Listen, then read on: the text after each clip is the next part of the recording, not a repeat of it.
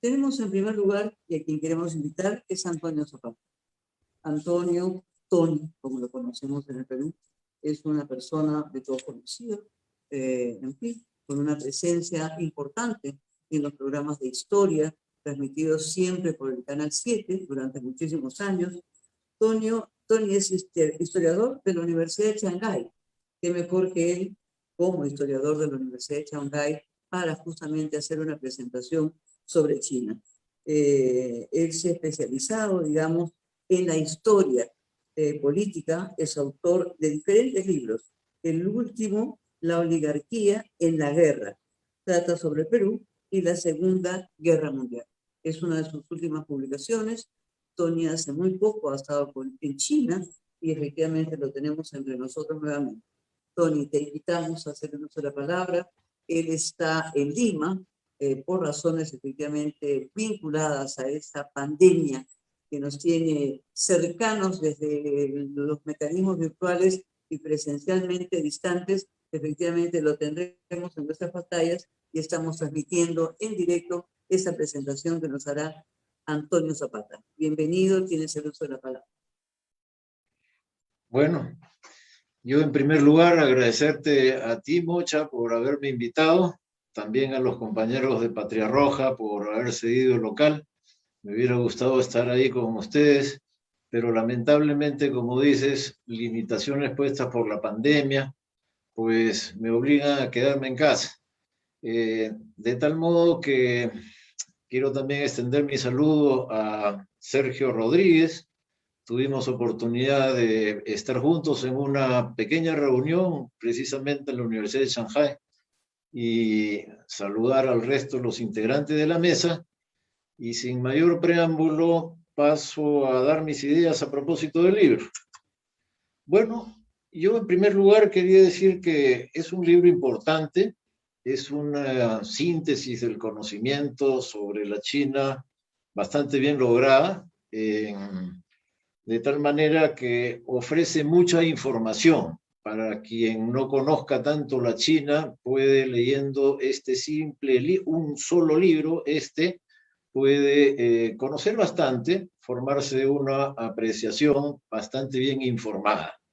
De tal modo que ese es su primer mérito, es un libro en el cual el lector aprenderá algo, y no poca cosa, pero le dará algo, ¿no?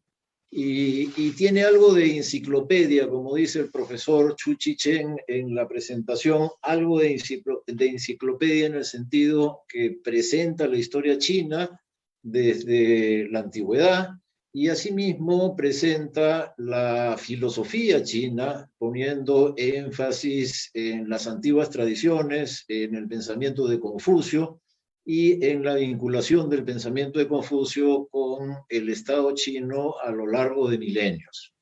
De tal manera, pues, que esta presentación primero, ¿no? Lo importante de esta presentación es el rescate de Confucio para luego argumentar que el socialismo con características chinas, que es lo que va a defender, el punto de vista que va a defender el libro, el punto de vista de Sergio Rodríguez, ese socialismo con características chinas es una especial combinación entre el marxismo-leninismo y precisamente la antigua tradición filosófica que el autor ha presentado en los primeros capítulos.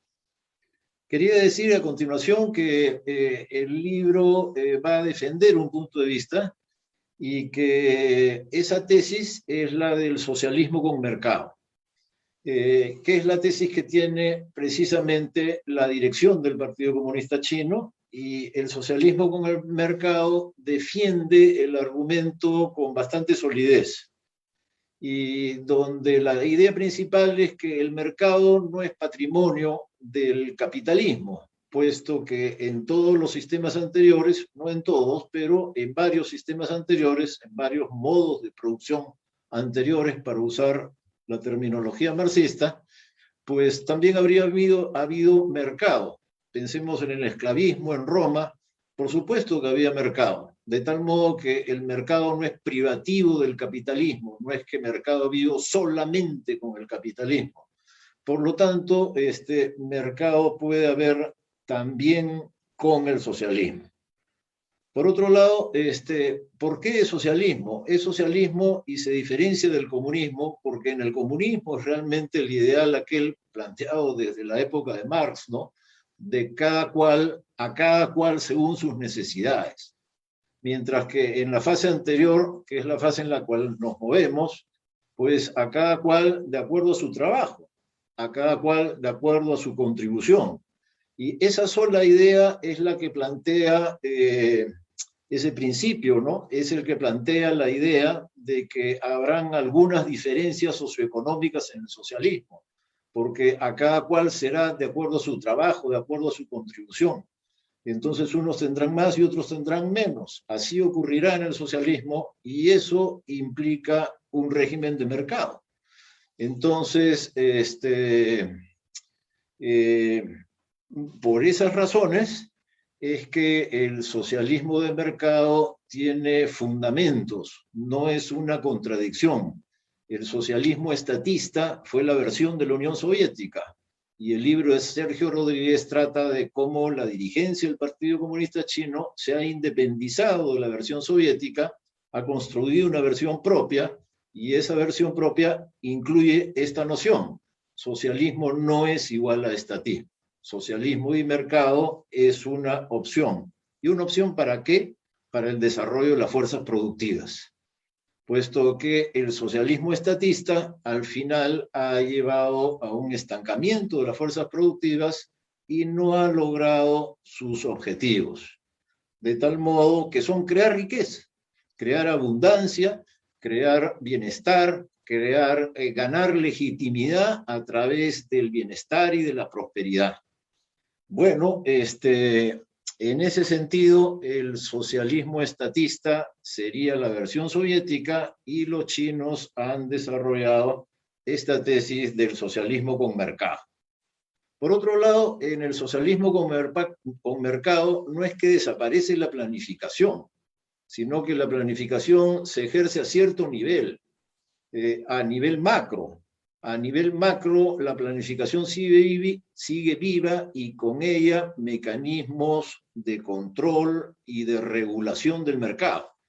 De control en el sentido que el Estado chino interviene ahí cuando ve una imperfección de mercado. Y interviene sin hacer caso a que habían leyes anteriores, interviene simplemente. Entonces conserva el Estado desde su control de la esfera macro, la capacidad de regular el mercado. Y el mercado se mueve pues a nivel micro, a nivel de las empresas y a nivel de los individuos, que ahorran, tienen sus casas, sus hipotecas, compran su carro, en fin, se mueven en el mercado como aparentemente se mueve cualquier occidental. Pero ahí está presente el Estado, no solamente en lo que ya acabo de decir, sino adicionalmente porque conserva empresas que son grandes, importantes, y que son en aquellos sectores que desde siempre se dijeron los sectores estratégicos de la economía nacional. De tal modo, pues, que en el terreno económico, la propuesta de socialismo con mercado que defiende y que pone Sergio Rodríguez es una propuesta que ha mostrado sus frutos y que, aunque algunos lo interpretan como capitalismo, restauración del capitalismo, basta vivir en China para darse cuenta cuán diferente del capitalismo puede ser. Por otro lado, el libro de Sergio también trata sobre el sistema político, no solamente sobre la propuesta, digamos, más bien económica, desarrollo de fuerzas productivas que acabo de hablar, sino también sobre el sistema político y donde el papel central, como todos sabemos, lo tiene el Partido Comunista Chino. Y al propósito del cual, la primera noción es que es el partido gobernante y no es el partido único, que es el régimen que ha habido en otras experiencias socialistas, en la Unión Soviética, incluso en Cuba. mientras que en China pues hay 8 partidos, el Partido Comunista Chino y otros 8 partidos que son partidos que no compiten en elecciones, pero que tienen porciones del poder y cuya función es transmitir al Partido Comunista Chino, que es gobernante, las opiniones, los puntos de vista, los desacuerdos y las propuestas de los diversos sectores de la sociedad, de tal modo que el partido gobernante las toma como consultas y resuelve. De ese modo, los chinos creen haber logrado estabilidad, que es uno de los conceptos principales que elabora el Estado chino y el Partido Comunista en el poder. La estabilidad es fundamental para el progreso, para el desarrollo material y para lograr una posición en el mundo. Las sociedades y los estados que son estables son aquellos que logran salir adelante porque tienen visión y horizonte de largo plazo. Mientras que sociedades como las latinoamericanas y la peruana muy por encima, somos precisamente caracterizados por lo contrario, somos altamente inestables, como la historia política peruana nos puede mostrar a cada rato. Bueno, creo que Sergio Rodríguez muestra bien esta parte de la explicación del sistema político chino, y también elabora una idea fundamental con respecto a la historia del Partido Comunista Chino, y esta idea de la historia es una en la cual la revolución cultural, el periodo de la revolución cultural sale muy golpeado. Es un periodo que a cada rato es considerado como un error y señalado como culpable de grandes retrocesos, un fracaso en suma.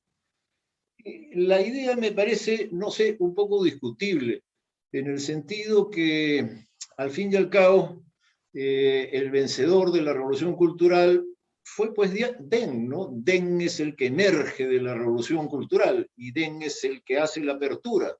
Entonces la revolución cultural termina con el triunfo de Deng. Mao, antes de morir, es el que rehabilita a Deng, lo deja en una posición que luego le permite, gracias a sus habilidades, le permite tomar el poder. Entonces, me parece que en el libro hay un sobreénfasis en revolución cultural igual la van de los 4. Y queriendo zanjar con la versión ultraizquierdista, que es correcto zanjar con ella, me parece, zanja con toda la revolución cultural, donde hubo muchas otras cosas, ¿no? Como digo, el papel al final de Deng, el papel en medio de toda la revolución cultural de Zhou Enlai, ¿no? Que no perdió el puesto y que cumplió un importante papel moderador durante todos esos años. Y asimismo, esa idea de que con la revolución cultural es que en medio de todos los sacrificios y toda la violencia que trajo consigo, pero fue el gran nivelador, ¿no? Antes de la revolución cultural, todavía las diferencias que venían del pasado imperial y del pasado chino tradicional de toda la vida, todavía seguían vigentes en los pueblos. Todavía había el hijo del gran señor o el gran señor que había perdido el poder, pero que ahí estaba y que se comportaba como gran señor. Y la revolución cultural fue el gran nivelador. Si hay una China homogénea, el día de hoy es heredera pues de la revolución cultural. Entonces yo no zanjaría tan fuerte con ella, porque me parece que hay, lo que decía, un sobreénfasis en el argumento de Sergio Rodríguez en revolución cultural igual el ultraizquierdismo de la banda de los 4. Bueno, luego el libro desarrolla también, siguiendo con la parte política, ¿no? Una apreciación del presidente Xi Jinping y del rumbo que le ha impreso a la China Xi Jinping.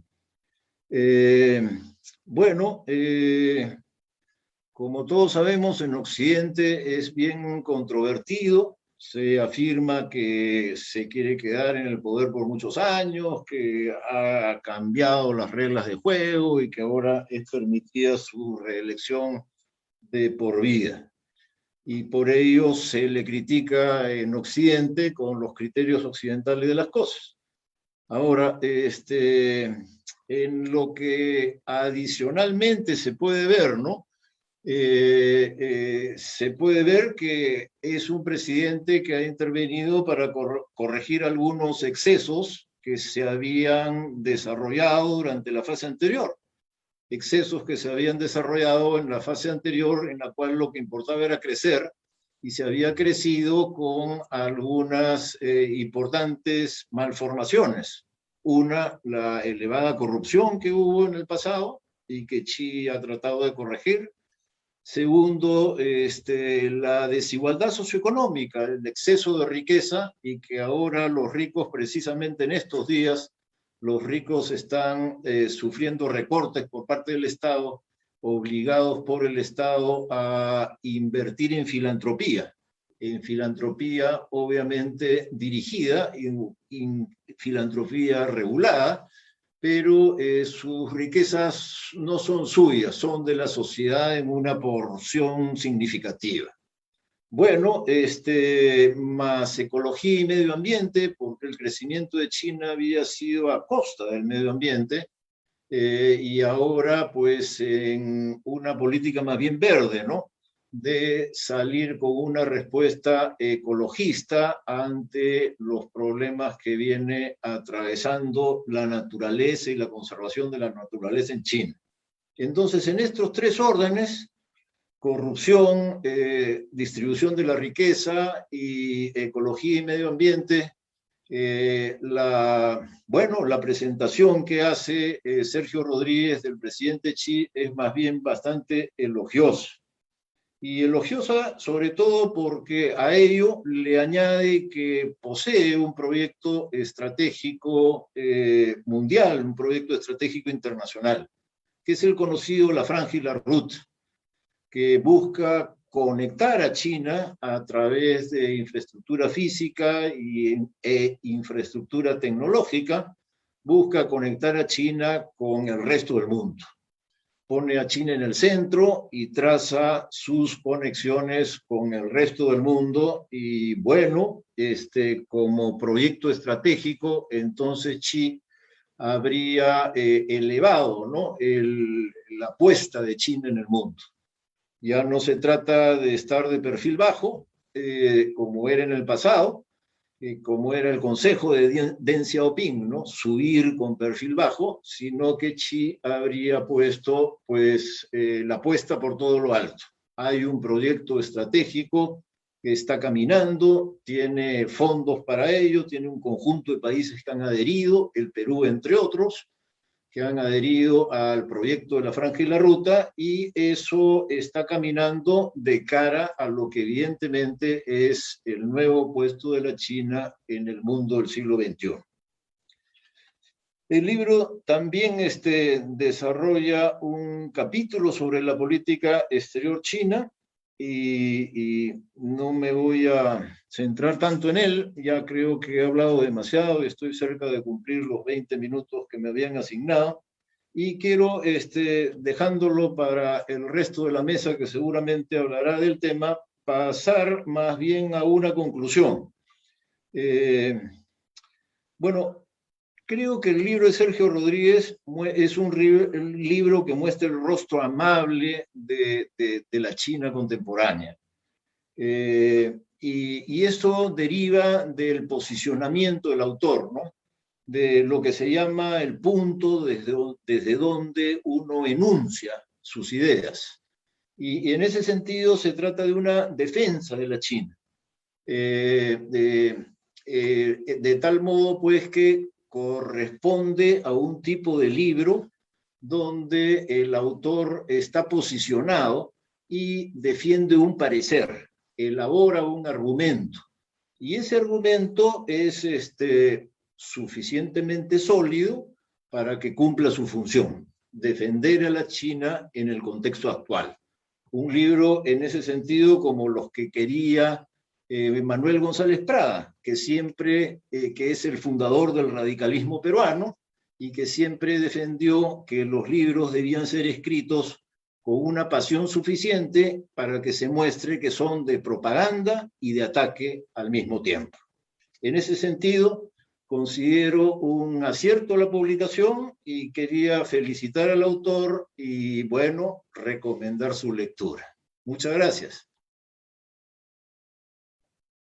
Muchas gracias, muy amable. Le damos la bienvenida también a quienes se siguen incorporando. Hemos empezado esa presentación con el historiador Tony Zapata, por todos conocidos, y creo que su peso como historiador, su peso como académico, su peso político, es muy valioso para la apreciación sobre el libro, porque indudablemente deja fuera algunos mitos en relación, digamos, al tema de China, como si el mercado fuera privativo exclusivamente del capitalismo, o esa satanización que se hace de la izquierda o de regímenes socialistas en donde hay solo un partido único y no hay otras formas de expresión política partidaria más allá de los partidos de concepción electoral. Creo que eso es muy importante.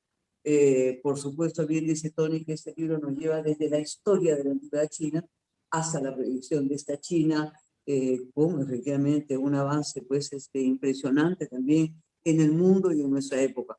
Nos viene bien a los peruanos, que por supuesto hemos estudiado y hemos revisado también, digamos, lo que fue el foro de Yenan, y hemos estudiado efectivamente lo que ha sido la revolución cultural.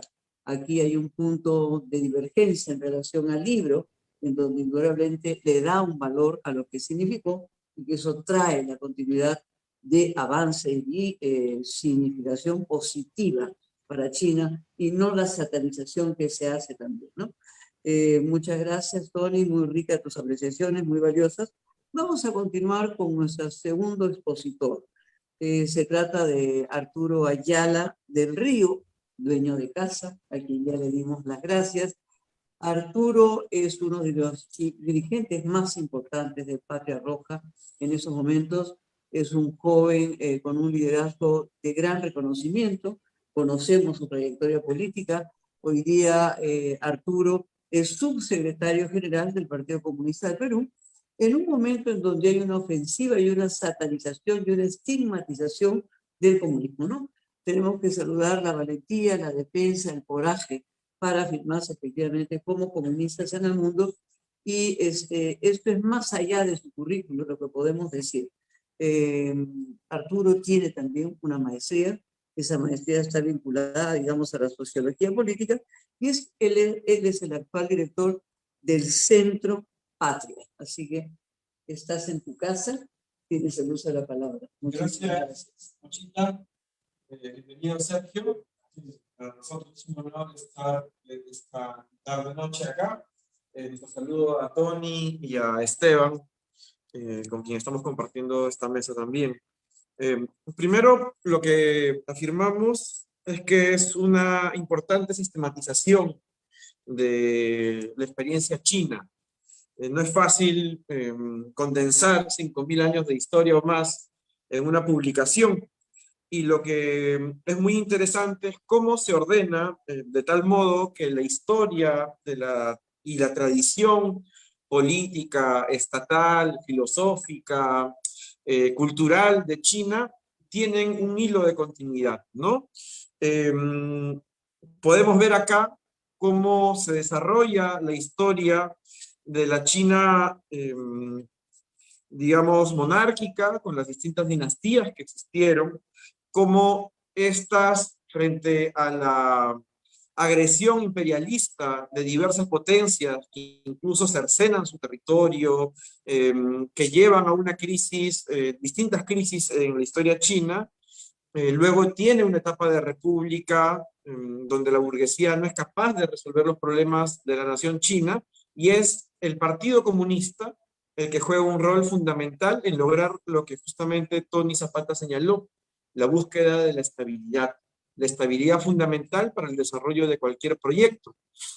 Y es este Partido Comunista que, como se señala en este libro, que termina su congreso fundacional en una barca huyendo de la policía francesa con un puñado de personas, el que años después desarrolla la revolución en el país más poblado del mundo. Y cómo este partido, a pesar de las distancias que pueden existir o matices entre los liderazgos, como el de Mao, o el de Deng, o el de Yang, o el de Hu Jintao, o el de ahora, el de Xi Jinping, cómo es un hilo de continuidad en esta búsqueda permanente de conseguir la estabilidad, la armonía de una serie de tareas nacionales como la unificación de su territorio, que pasa a ser un tema central, y cómo el Partido Comunista lo administra de la manera más eficiente posible, y por algo hoy son, y apuntan, como termina el libro, a ser la primera potencia del mundo, ¿no? Entonces, lo que hemos visto también en este libro es cómo la tradición cultural, a pesar efectivamente de procesos como la Revolución Cultural, se mantiene el confucianismo, los filósofos históricos y de la China milenaria, y esta tradición ideológica se combina con el marxismo-leninismo en una apreciación que se condensa en lo que Deng señalaría como el socialismo con particularidades chinas, ¿no? Hemos visto también cómo el Partido Comunista, el único capaz de haber resuelto una serie de atropellos contra la nación china que durante varios años las distintas potencias ejercieron contra este país, y cómo la habilidad para buscar salidas a problemas históricos como la división con Taiwán, la recuperación de territorios como Hong Kong o Macao, es posible gracias a la habilidad de los liderazgos chinos en las propuestas de un país de sistemas, por ejemplo. Y es interesante también cómo tenemos un liderazgo como el de Mao, y se señala la eficacia de Mao para resolver los problemas de la guerra en situaciones adversas y para salir victoriosos, incluso en un periodo bastante complejo, como fue la Gran Marcha, y luego cómo se unifican frente al enemigo común, que fue el imperialismo japonés, junto con el Kuomintang, ¿no? Y cómo finalmente esta revolución es victoriosa, ¿no? En octubre del año 49, acabamos de hace poco justamente saludar a la embajada china por un aniversario más de la revolución china. Y cómo también, y el libro no es un libro apologético, ¿no? Es un libro que es bastante crítico, y eso es lo interesante, en el resultado, por ejemplo, del Gran Salto Adelante y en el resultado de la propia Revolución Cultural, como lo ha señalado Tony Zapata. E incluso se señalan acá los peligros actuales que existen en una China enmarcada con peligros frente al imperialismo norteamericano y frente a problemas limítrofes que todavía están vigentes, ¿no? Y cómo se busca desde afuera para boicotear en la República Popular China, exacerbar estos conflictos con el Tíbet, con los uigures, o la situación con Taiwán, que todavía es tensa, o la lucha esta por el mar meridional, donde hay conflictos incluso a veces con Vietnam, ¿no? Estos peligros están señalados en el libro, lo cual nos da un margen amplio de análisis de la situación. En cuanto al análisis del socialismo con peculiaridades chinas, me parece importante una cita de Deng que se recoge acá. En lo teórico, dice Deng, debemos llegar a comprender que la diferencia entre capitalismo y socialismo no reside en la disyuntiva de planificación o mercado. En el socialismo también hay economía de mercado, igual que existe control planificado en el capitalismo. ¿Acaso en las condiciones del capitalismo ya no hay control alguno y uno puede portarse a su libre voluntad?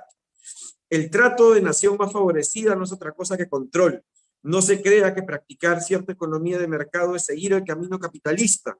Nada de eso. Tanto la planificación como el mercado son necesarios. Sin desarrollar el mercado, uno no tiene acceso ni siquiera a la información mundial, lo que significa resignarse a quedar al azar. Esta cita me parece que aborda un poco lo señalado en la intervención de Tony también, sobre cómo el debate desde la derecha ha buscado convertir en sinónimo del capitalismo a la existencia de mercado. Y como bien se señaló acá, y también lo escuchamos alguna vez en una escuela del Partido Comunista de Vietnam, el mercado no es invención del capitalismo, el mercado es anterior, ha existido en otros modos de producción. Y que el problema no es la existencia de mercado, sino el rol que va a servir, porque al final el mercado es un instrumento y la pregunta es: ¿un instrumento de qué sectores? ¿No? Y lo que vemos en China es cómo el Partido Comunista ha sabido administrar esta situación, e incluso en una parte del libro se señala algo que nosotros hemos a veces reflexionado, ¿no? Cómo el Partido Comunista ha evitado, a pesar de la existencia de grupos empresariales, la articulación de una burguesía como tal, ¿no? Y acá han habido distintas formas en las cuales los distintos liderazgos de China, como Jiang Zemin con la teoría de la triple acumulación, o como lo que ahora Xi está haciendo una serie de reformas importantes, han buscado administrar esta situación. El poder en China lo ejerce el Partido Comunista. El poder en China se basa en una lógica medianamente pensada de sociedad armoniosa, ¿no? Y también por eso es importante el libro, porque rescata esta lógica de comunidad del comunismo y la lógica de la sociedad armoniosa, ¿no? Vuelve a una esencia que a veces olvidamos del planteamiento comunista original.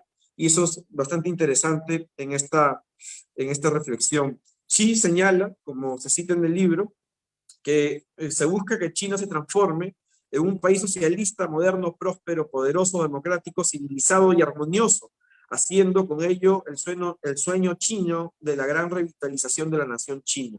El sueño chino, que la lógica de Xi es el sueño del pueblo chino, ¿no? Que no es un sueño al margen del sueño de los otros pueblos.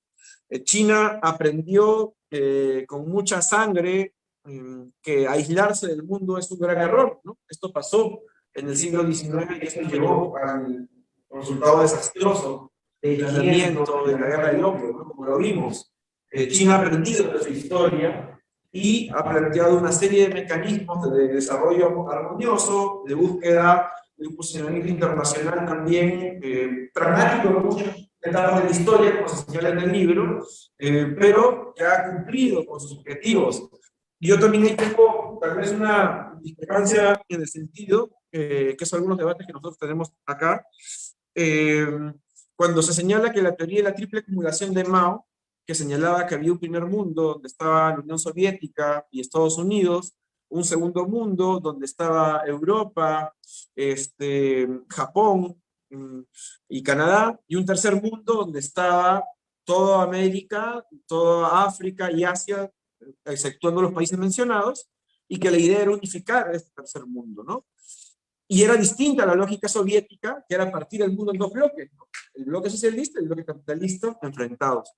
A mí me parece, el libro señala de que fue un error de Mao entender el mundo así, los tres mundos. A mí me parece que más bien fue un acercamiento mucho más correcto al que tuvo la propia Unión Soviética sobre la lógica de cómo abordar la geopolítica, y esto llevó a que tenga resultados positivos. El ingreso de China a la ONU y hasta ahora esta lógica de colaboración con África, con América Latina. Hoy por hoy China es el primer socio comercial de países como Perú, como nosotros, ¿no? Brasil, etc.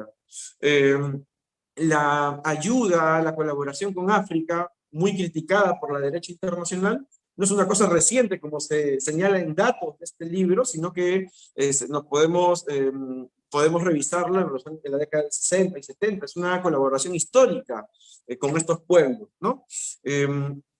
Para ir terminando, creo que el libro encierra y condensa esta lógica de continuidad histórica, no lineal, con idas y venidas, con fracasos y victorias, pero que de manera muy interesante nos lleva a ver cómo hoy el Partido Comunista realiza lo que ni siquiera la propia monarquía china pudo, ni la burguesía china pudo, que es tener un país unificado, un país estable, y que recupera el rol histórico que tuvo hace algunos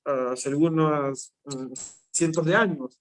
Kissinger tiene un libro sobre China, muy interesante también, donde señala que China por varias centurias fue la primera potencia del mundo, ¿no? Mientras Europa permanecía en la noche medieval, en China florecía la ciencia, la tecnología, florecía la cultura.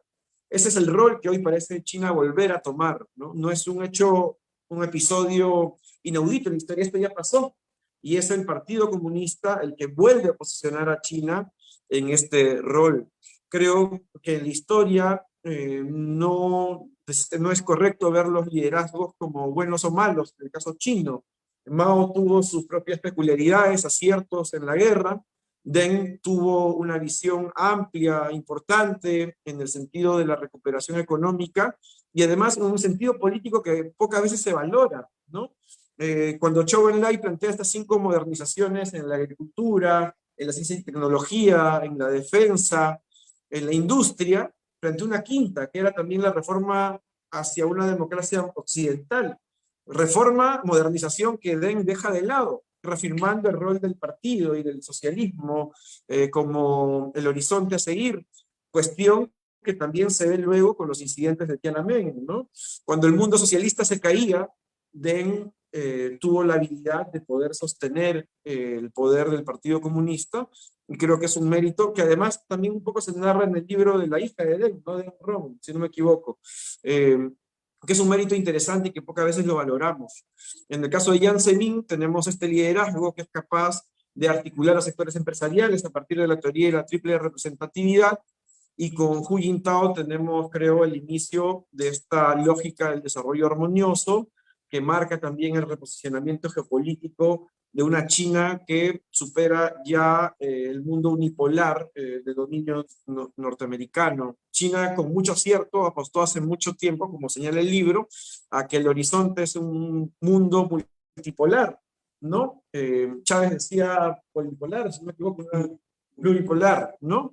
Que es esta lógica en la cual no se busca la hegemonía individual del mundo, sino que se reconoce que van a existir ciertos polos de poder, y lo que más conviene en la humanidad es que existan equilibrios en ese sentido. Y creo que ahora tenemos con Xi Jinping un liderazgo que en el marco de las metas hacia el centenario del Partido Comunista, que lo acabamos de vivir hace poco, o hacia el centenario de la Revolución China del 2049, creo que tenemos un guía, un conductor importante en la lógica trazada por el Partido Comunista de China. El libro nos invita a conocer más sobre China y creo que es un análisis y una radiografía bastante exacta, ¿no? Gracias y felicitaciones, Rosero.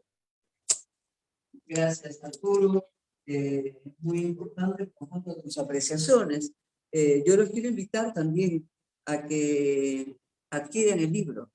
Está a disposición de todos ustedes en el equipo de Otra Mirada. Es un magnífico regalo. Bien se ha dicho en esta apreciación y en esa presentación que hace Arturo, de que China es el primer socio comercial del Perú. Este es un tema relevante, por lo tanto, de interés de los peruanos. Y cuando hablamos del socialismo con características chinas, bien dice que no estamos ante un libro apologético. Nosotros también, los mariateguistas, diríamos, ¿no? Un socialismo con características peruanas. O sea, no es otra cosa lo que diría Mariátegui de creación heroica y sin calco ni copia. Es un equivalente, y eso es un significante fundamental en un momento en donde la República China se plantea efectivamente aspirar a ser la primera potencia mundial. Lamentablemente los peruanos, a diferencia de lo que fue Mariátegui y de lo que fue Vallejo, que nos colocaban en el escena internacional, los que colocaban al Perú aquí del orbe, hemos dejado un poco la reflexión del espacio internacional, que por supuesto resulta fundamental. Muchos de nosotros hemos nacido en el mundo multipolar, hemos nacido en el mundo bipolar, hemos visto la crisis de ese mundo bipolar. Arturo nos presenta una visión que da también desde la China. Por supuesto que sabemos que el hegemón mundial hoy día está en declive y que se aspira y aspiramos, digamos, nosotros a un mundo multipolar. Dentro de ese mundo multipolar queremos nosotros ser un bloque regional dentro de ese mundo multipolar.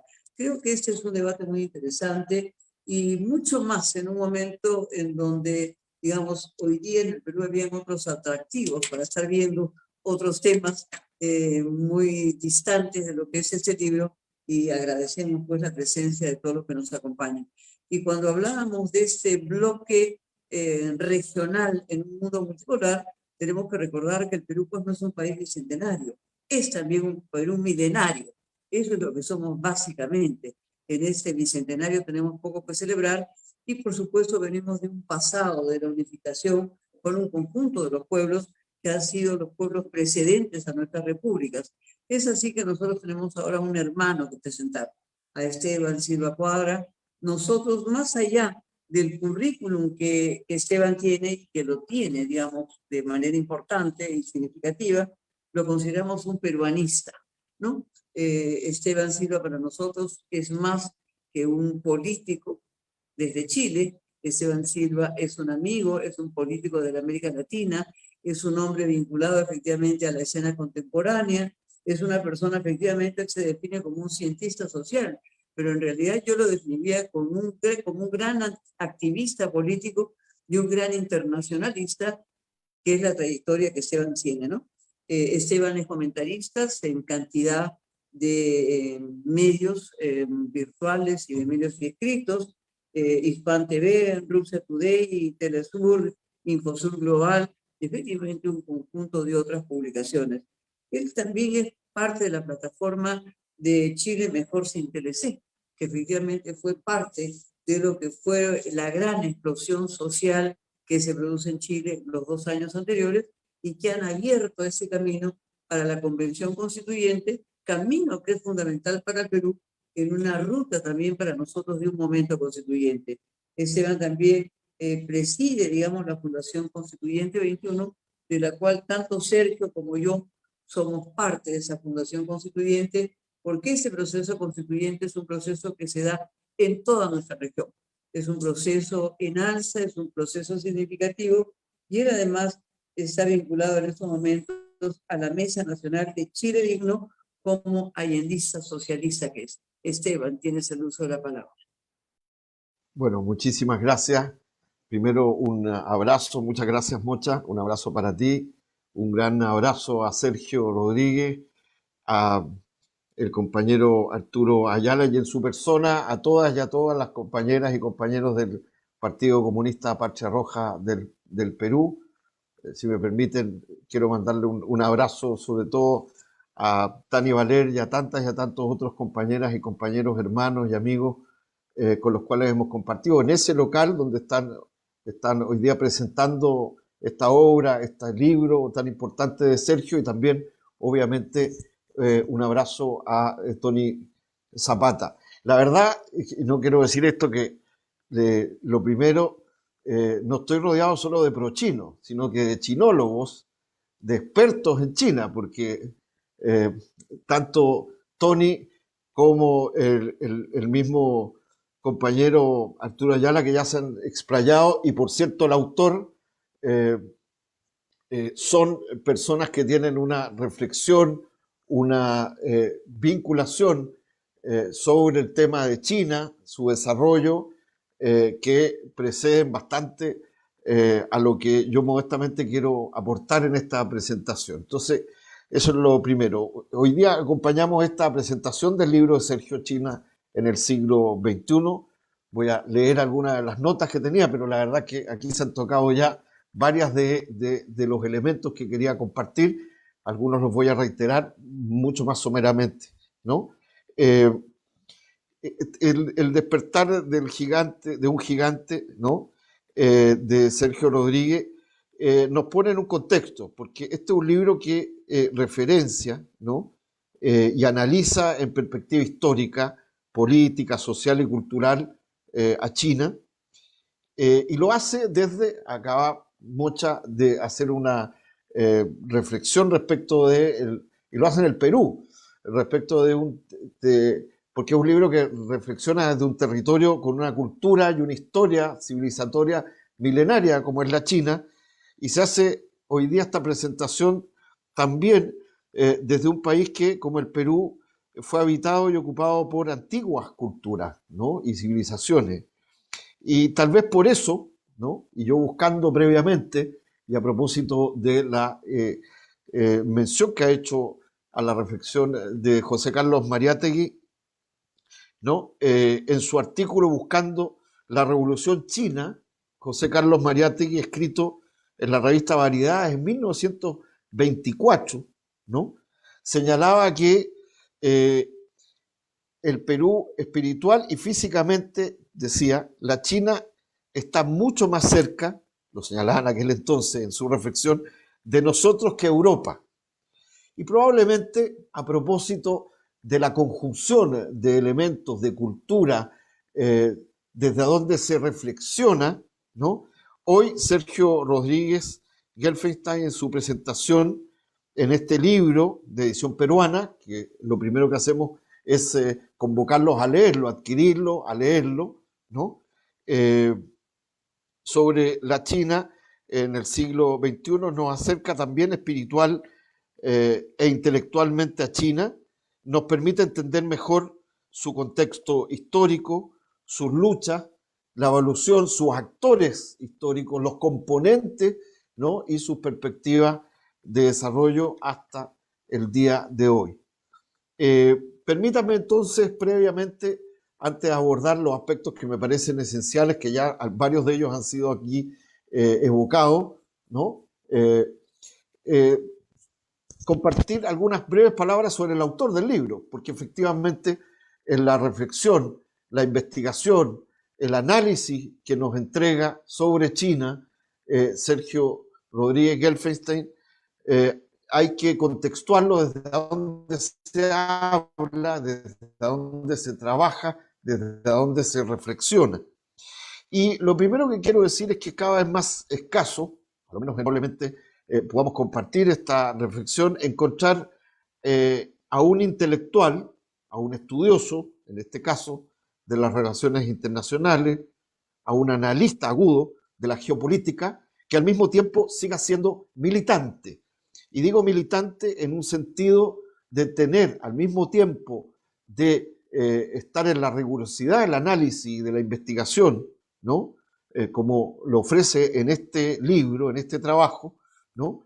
A un militante de luchas, de las luchas de nuestros pueblos por su autodeterminación y liberación, que son también temas que forman parte de los propósitos y el análisis del proceso del pueblo chino, de sus organizaciones y de la Revolución China hasta nuestro día. Sergio, analista, magíster en Relaciones Internacionales, me imagino que va a ser presentado experto, ¿no?, en el tema de las relaciones hoy día entre América Latina y el Caribe y China. Ha sido también un actor y no solo un analista y un estudioso, ¿no?, porque ha sido militante de la resistencia chilena, se formó en las Fuerzas Armadas Revolucionarias Cubanas, fue combatiente internacionalista con el sandinismo en Nicaragua, ha sido asesor en política de relaciones internacionales del presidente Hugo Chávez, fundador de la Revolución Bolivariana en Nicaragua, lugar, tierra donde él mismo peleó. Ha sido gestor de otros proyectos, por ejemplo, los temas de Telesur. Yo lo conocí, de hecho, vinculado a la idea de la extensión de Telesur, ¿no?, en términos de una comunicación desde otra mirada, desde el sur, en nuestro continente. Es miembro de la Asociación Latinoamericana de Solidaridad con el Pueblo Saharaui, parte de la Fundación Constituyente, como señalaba Mocha, ¿no?, y escritor de numerosos libros, ensayos sobre relaciones internacionales, sobre Bolívar y sobre otros. Y ahora nos brinda con esta obra, con este trabajo, con este libro, una obra maciza que contiene, como aquí se ha señalado, información muy preciosa, análisis sobre China, y que ha sido tomada y trabajada, como él mismo lo señala, con el rigor intelectual y metodológico que lo caracteriza. Hay 7 viajes, y probablemente son más, y de interacción, de conocimiento de China, de sus regiones, de sus actores, de sus fuentes mismas, ¿no? Y al mismo tiempo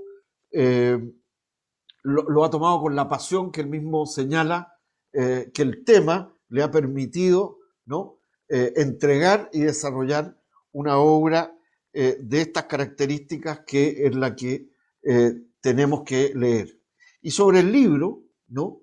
Ya lo había señalado aquí Tony, yo voy a también mencionar lo que señala el profesor Xu Zhijian. Yo no sé si lo pronuncio fonéticamente bien, pero quiero decirles que el libro tiene hasta, ¿no? En su inicio un sistema de transcripción fonética y ortografía china que nos propone Sergio para mejor pronunciar, ¿no? Y entender desde el español, ¿no? En esta fonética cuando hablamos de los personajes, los líderes, y los dirigentes chinos. Y entonces creo que qué mejor que los comentarios que hace el propio profesor, quien es un miembro de la Academia, honorario de la Academia de Ciencias Sociales de China, investigador titular del Instituto de América Latina, cuando califica esta obra de Sergio, que también la menciona y la evoca a Tony Zapata, como un libro que constituye en sí mismo una pequeña enciclopedia histórica, porque abarca efectivamente casi todos los aspectos, ¿no? de la milenaria historia de China hasta su actualidad, conteniendo también, ¿no? Un análisis profundo sobre los fundamentos filosóficos e ideológicos del Estado y de la sociedad china, de la constitución del Estado-Nación y de la evolución societal de China, ¿no? Y que recorren desde Confucio, el taoísmo, por citar algunos, el budismo, hasta la introducción del marxismo en China, el pensamiento, por cierto, el rol y en su contexto de Mao Zedong, los aportes de Deng Xiaoping y su proyección hacia la nueva concepción y apertura de la China, hasta el pensamiento y la nueva estrategia de Xi, como dice Tony, Xi Jinping, ¿no? El rol, por cierto, del Partido Comunista de China en ese devenir desde el punto de vista de su congreso, desde el punto de vista de las tareas, desde el punto de vista del diagnóstico, del proceso chino en sus distintas etapas, con sus avances, desde el punto de vista económico, productivo, tecnológico, de integración y sus retrocesos y contradicciones, desde el punto de vista también de la mirada de clase, de la relación trabajo-capital, el campo, campesino, etcétera, hasta, ¿no? La explicación de los principales rasgos en esa perspectiva, ¿no? En esa prospectiva, al mismo tiempo, del socialismo con peculiaridades o características chinas. Y esto ciertamente se vincula en el desarrollo del libro, ¿no? Con la realización del sueño chino y su explicación y su imbricación con este proceso, como lo desarrolla Sergio en su libro, el rol colectivo de China, las etapas que ha recorrido en ese sentido el Partido Comunista Chino, hasta, como aquí se ha señalado, ¿no? Entre uno de sus rasgos fundantes o saltantes en la actualidad, desde el punto de vista más allá de la construcción de la política interna, económica, social, cultural y de desarrollo científico, productivo y tecnológico, ¿no? De la propuesta formulada y como iniciativa por el presidente Xi Jinping de una franja y una ruta, como aquí se ha señalado. Aborda también de manera exhaustiva efectivamente un análisis sobre la política exterior china en sus distintas etapas, por tanto, respecto de su evolución y los nuevos conceptos que ha ido desarrollando y desplegando en el mundo, con ciertos rasgos distintivos y característicos que creo que son muy importantes para un debate luego de su lectura, ciertamente, que desarrolla con propiedad Sergio. Y este es un tema que, si me permiten, que yo quisiera hacer aquí un comentario, porque efectivamente una es el aporte que este libro nos entrega para poder comprender primero en un contexto global las particularidades de la historia china, los rasgos de la constitución de su Estado nación de la República, desde la Revolución China en adelante en particular, ¿no? Los actores dirigentes, como aquí se señalaba respecto del Partido Comunista y las distintas etapas y sus reflexiones, congresos y etapas proyectadas en la construcción de la política, ¿no? Económica, social e institucional de la China actual hasta hoy, pero ciertamente, ¿no? Hoy día China no solo es un actor global, ¿no? Es un socio comercial en el ámbito del intercambio de bienes y servicios y el comercio mundial, pero también es un actor en el ámbito de las inversiones, ¿no? En nuestros países y con ciertas características. Y China, vista así, es también muchas veces, ¿no? Para el mundo progresista, incluso para la izquierda, que miramos con poca información como la que entrega este libro, para aproximarnos al proceso chino y a su actualidad y a cómo está la política interna de desarrollo chino, de construcción, de lucha contra la pobreza, que creo que esto es uno de los elementos centrales en la erradicación de la extrema pobreza, en los temas de un desarrollo económico integral, los temas de la defensa nacional. Voy a citar solamente telegráficamente, ¿no?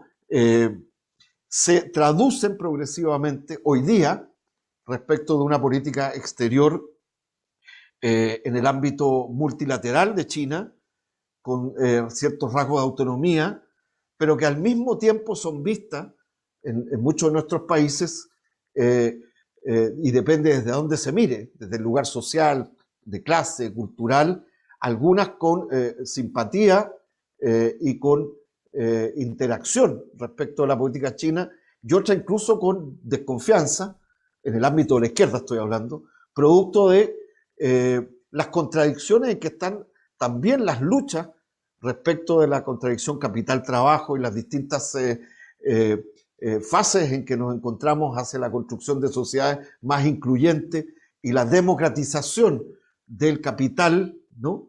De la relación capital-trabajo, del intercambio desigual y de las asimetrías, etcétera, etcétera, en que el actor de China en esta relación global muchas veces se ve prácticamente sin mucha distinción en algunos aspectos, particularmente en el ámbito económico y de las inversiones respecto del capitalismo central, del capitalismo global dominante occidental.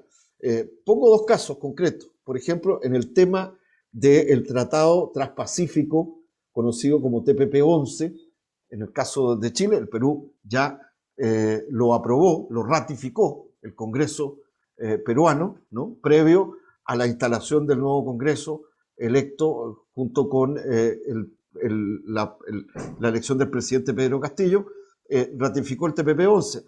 Y en el caso de Chile, la lucha social en contra de la ratificación del TPP-11, no me voy a extender porque ese no es el tema, respecto de que pone en cuestión algunos aspectos en que estamos en disputa respecto al modelo de desarrollo neoliberal dominante en Chile, ¿no?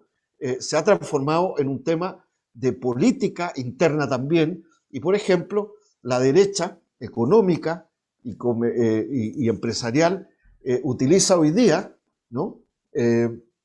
Como una manera de convencer y fortalecer sus posiciones para que el Senado, que se ha inhibido de ratificar el TPP-11 por la presión popular chilena, ¿no? Y entonces hoy día utiliza señalando que China ha solicitado su ingreso, ¿no? Al Tratado Transpacífico, que requiere, por ejemplo, ¿no? El acuerdo de los países que han sido los suscriptores del TPP-11. Entonces, por ejemplo, pongo ese ejemplo, no sé si logro expresarlo con la claridad, pero ese es un tema en que China, por su propio desarrollo, por su presencia económica y comercial, por el tema del intercambio, es también un socio muy sustantivo en el intercambio comercial y en las inversiones con Chile, ¿no? Es usado por la derecha, ¿no? Para fortalecer su propio eje central de modelo económico y usado políticamente en contra de la izquierda o estas miradas. O, un último caso le pongo, ayer un candidato, estamos en periodo de candidaturas presidenciales y de parlamento, el candidato de la extrema derecha, José Antonio Kast, en una entrevista ayer respecto de política internacional, señalaba que si él fuese electo candidato, presidente de Chile, ¿no? Él rompería relaciones, más bien usa el término expulsaría, ¿no? Al embajador de Cuba en Chile, al embajador de Venezuela en Chile, a la embajadora de Nicaragua en Chile, ¿no? Pero ante la pregunta, bueno, y usted que critica a los regímenes comunistas, particularmente a Cuba, ¿no? ¿Haría lo mismo con China? Este señor dice, por supuesto que no. Y dice, bueno, pero es un tema económico.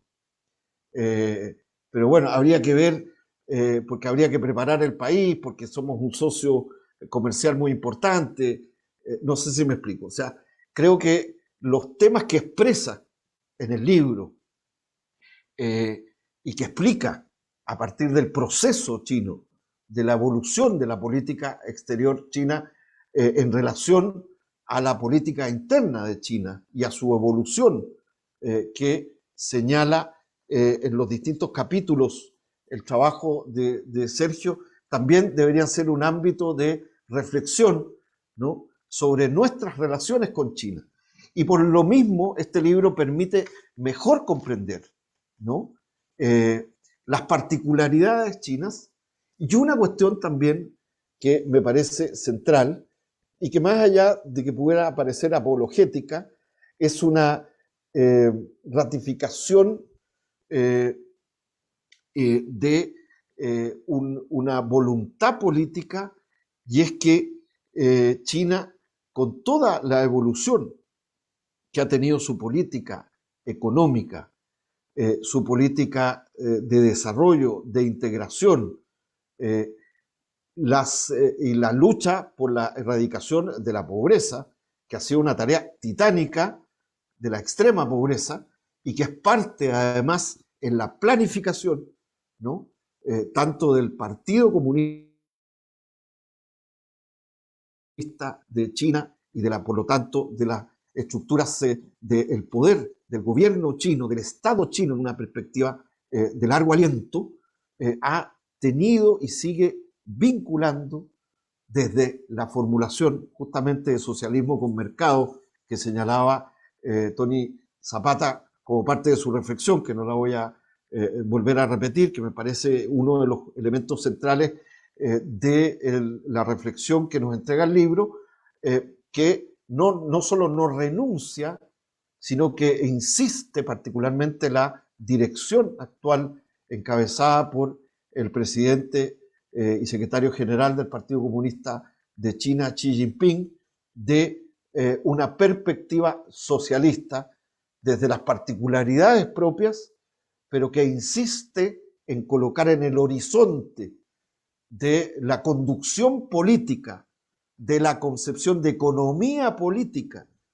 respecto del desarrollo productivo, tecnológico, de la redistribución, de la relación entre el capital y particularmente el capital productivo en la relación con el capital financiero, incluso especulativo, ¿no? En donde el Estado y los distintos instrumentos del Estado desde el punto de vista de la aplicación de la chino, desde el punto de vista de la planificación, pero también desde el punto de vista de la gestión y desde el punto de vista de la producción y desde el punto de vista del desarrollo del intercambio global, juega un rol determinante también en el ámbito de las relaciones internacionales. Y eso nos lleva, termino con esto, sin lugar a duda, a que progresivamente China como un actor global deja de expresar solo, en el último periodo así había sido a lo menos el rasgo principal de un actor comercial global en el intercambio y en la inversión, sino que empieza a tener al mismo tiempo una mayor imbricación y articulación con su política de, interna y por tanto con su perspectiva del socialismo con características propias y particulares. Y creo que este es uno de los rasgos importantes que hacen emerger a China también como un actor importante en la geopolítica de las instituciones globales y no solamente de las instituciones que regulan o desregulan el intercambio mundial de los capitales y del capital en todas sus expresiones, formas y diversidades en las relaciones internacionales. Y creo que este es un tema central que el libro nos permite, nos entrega luces, que es muy importante como un debate que se haga desde América Latina y el Caribe también. Creo que hay pocos debates, muchas veces tenemos una visión de China, unos muy caricatural o unos muy ideológica, que más bien se refieren a las orientaciones de los debates que en la década de los 60, a propósito de los 70, hasta los 80, tuvo como implicancia, como legado el maoísmo en sus distintas vertientes y expresiones y materializaciones respecto de los grandes temas de la izquierda, no solamente las relaciones de las versiones del marxismo, leninismo, versión hegemónica de la desaparecida Unión Soviética respecto de China, ¿no? Y del Partido Comunista Chino y de los partidos y movimientos revolucionarios y comunistas que recogieron parte de ese debate e inspiración en distintos países, particularmente en el tercer mundo, de los cuales no estamos ajenos en nuestros países, ¿no? El Perú es una muestra también dramática a veces de cómo se dieron esos debates, ¿no? En las propias izquierdas nuestras. Y al mismo tiempo, yo tengo la impresión que la otra es una visión sumamente sesgada que dice, no, mire, voy a caricaturizar prácticamente desde algunos sectores de la propia izquierda, mire, lo que hay en China es un capitalismo de Estado, ¿no? Con sus propias características, y China se comporta, ¿no? A la larga respecto al capital y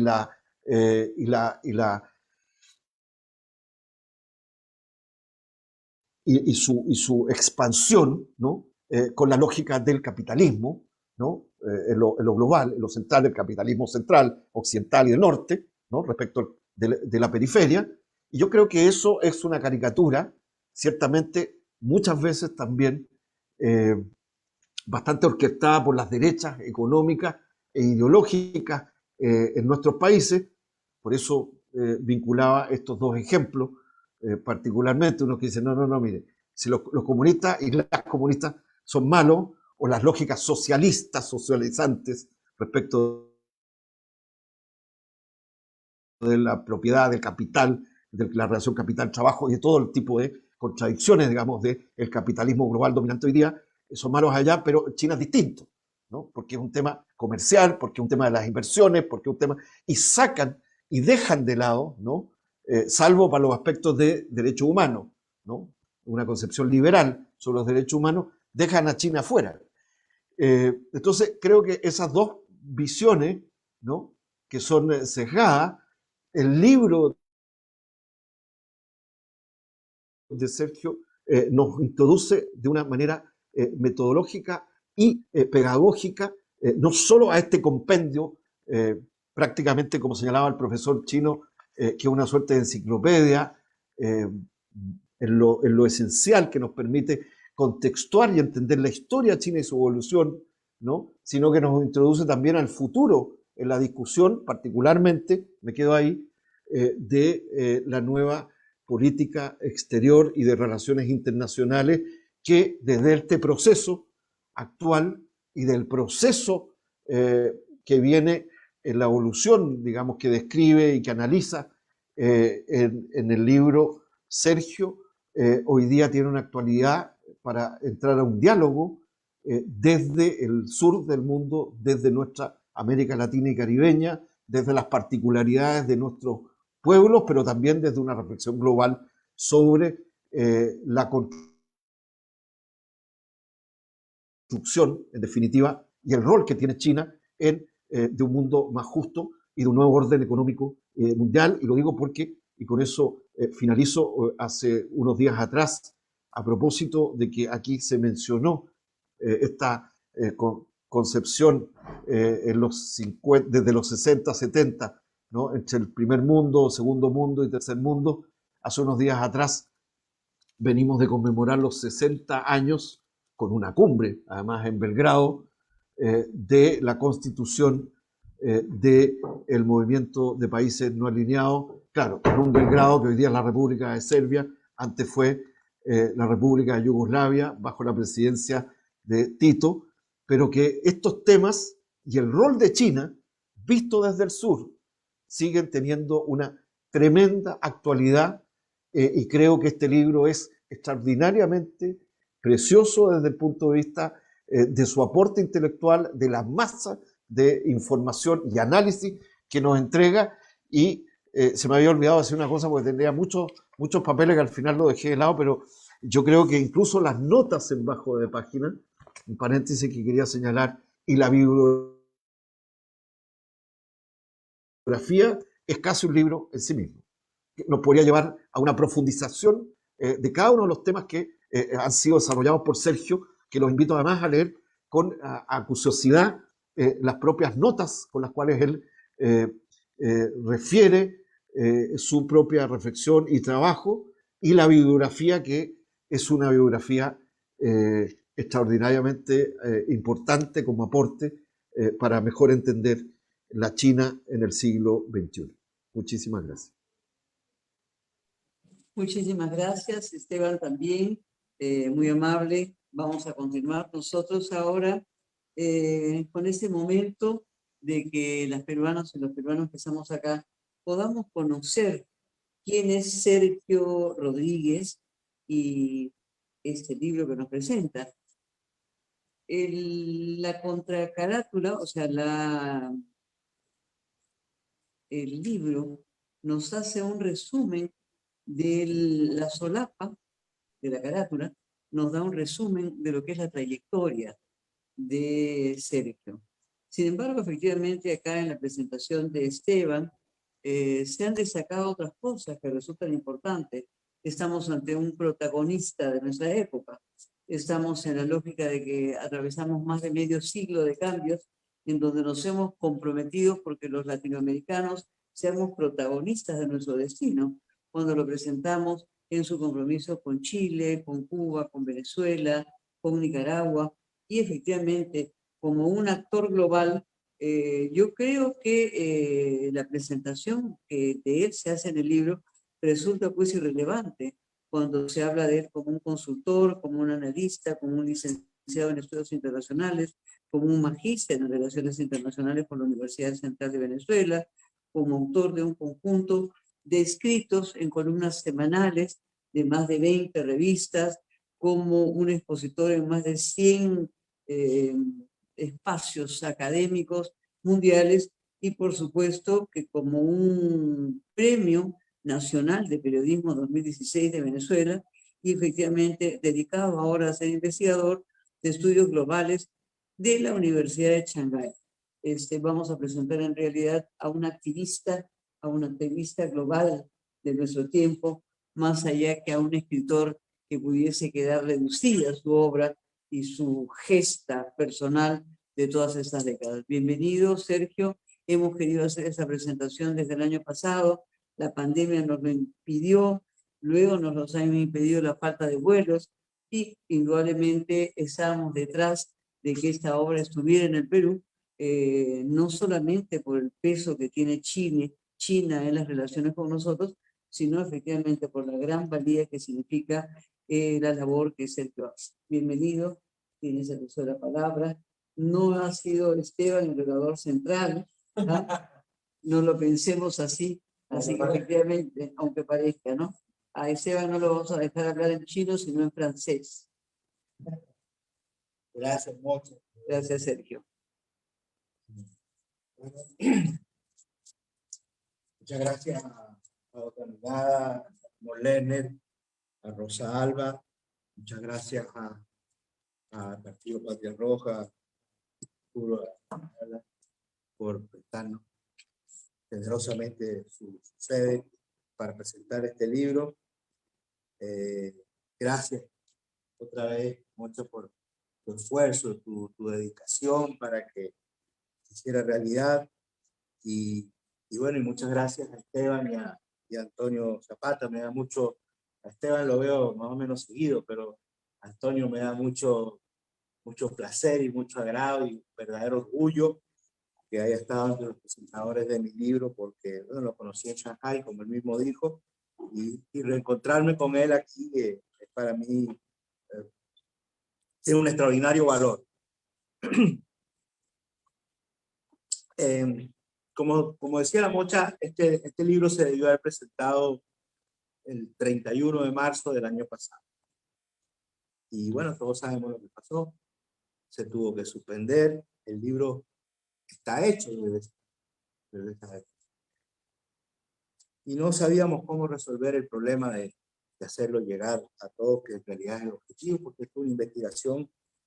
Mi libro no trato de no escribir para las élites, sino que trato de escribir para los pueblos, para los sindicatos, para los trabajadores, para los estudiantes.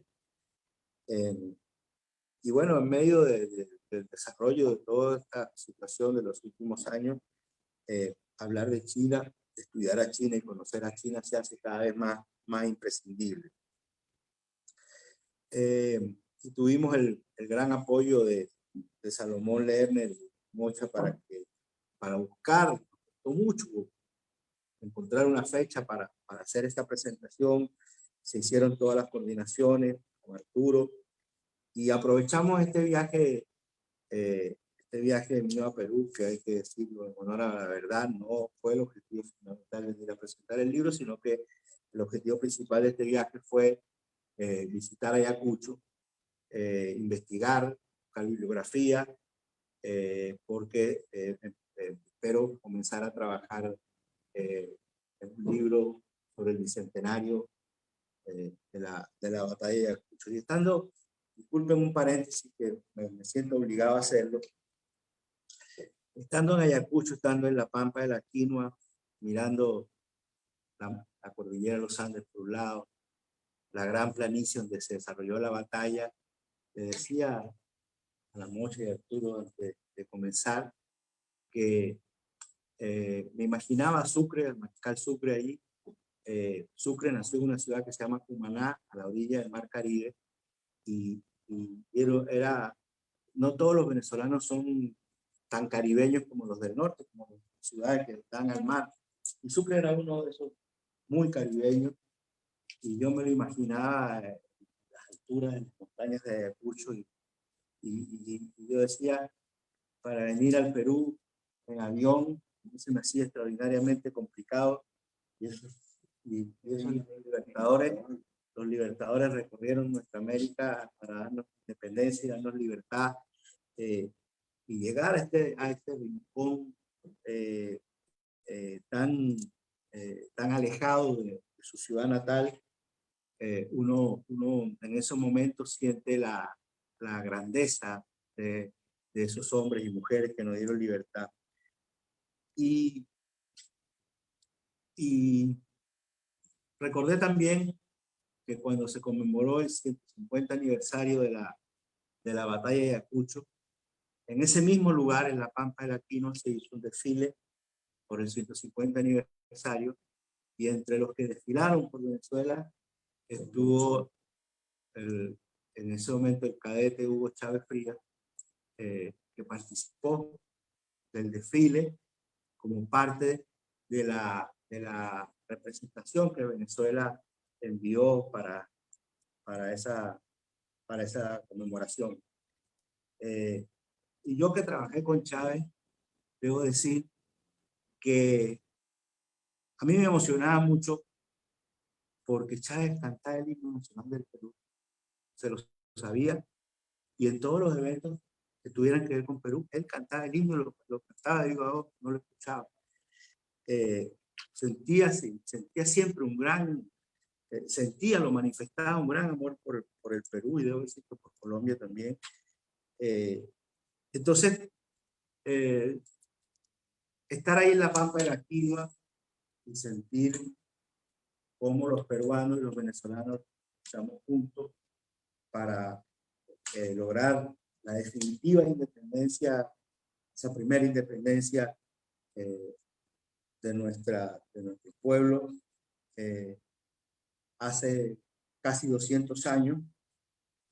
Solamente nos señala un camino en el sentido que es muy difícil que nos puedan separar, pase lo que pase.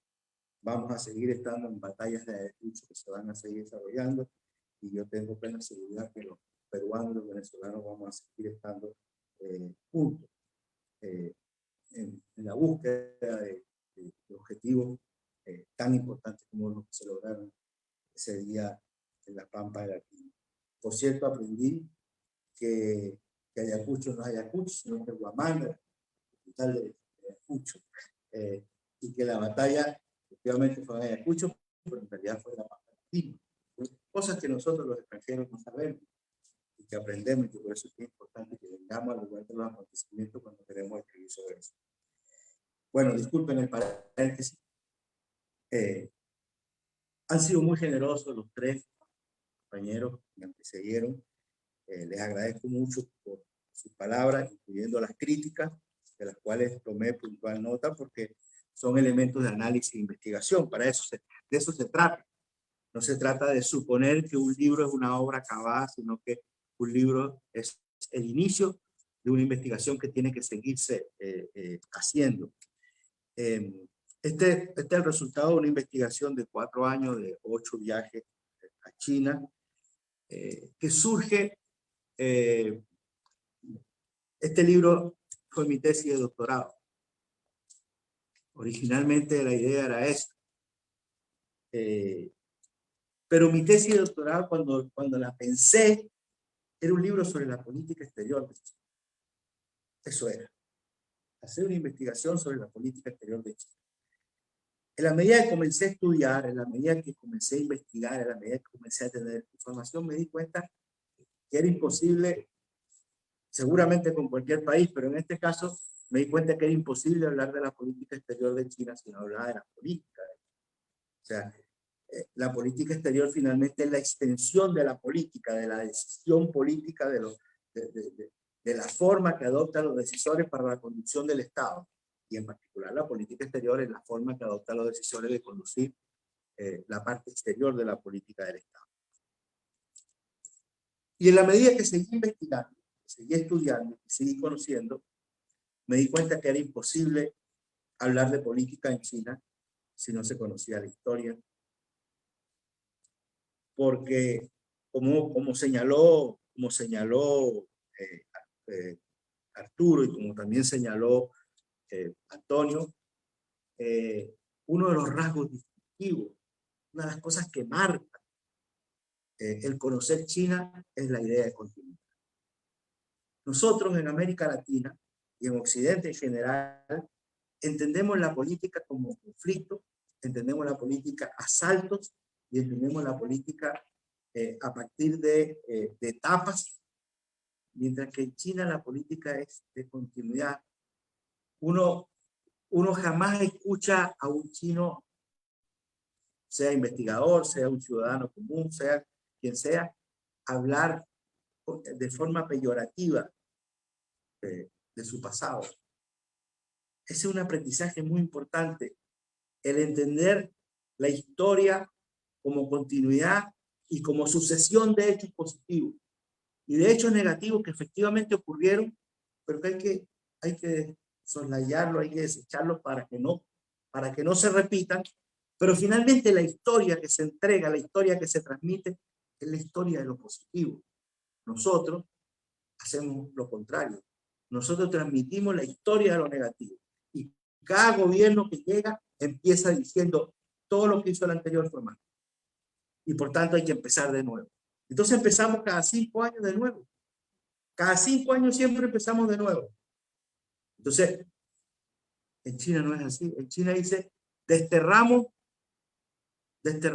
la monarquía porque era expresión del feudalismo, y el feudalismo detenía el desarrollo de las fuerzas productivas. Pero no hay una actitud peyorativa respecto del pasado. Hay un respeto de la historia. hay un orgullo de la historia. Hay una recuperación permanente de la historia. Entonces, es imposible hacer un libro sobre política en China si no se entiende que muchos de los hechos, muchas de las decisiones que se están tomando hoy tienen un sustento en la historia. Y por cierto, como decía también Arturo, se trató de tomar 5.000 años de historia para meterlo un poco más de 100 páginas, lo cual es un esfuerzo bastante duro, debo decirlo, y sobre todo en la parte de la filosofía, porque por lo menos historia algo conozco, la filosofía no es mi fuerte, y eso, o sea, solo en ese capítulo me demoré 1 año y medio. Entonces, pero es imposible también conocer China si no se conoce su filosofía. En uno de mis primeros viajes a China, me encuentro con unos colegas y me dijeron lo siguiente. Me dijeron, ustedes Occidente, ¿no?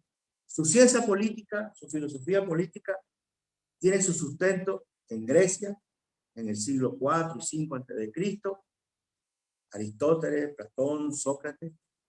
Pero es que nosotros en esos mismos siglos IV y V tuvimos a Confucio, a Mencio, a Sun Tzu y a otros.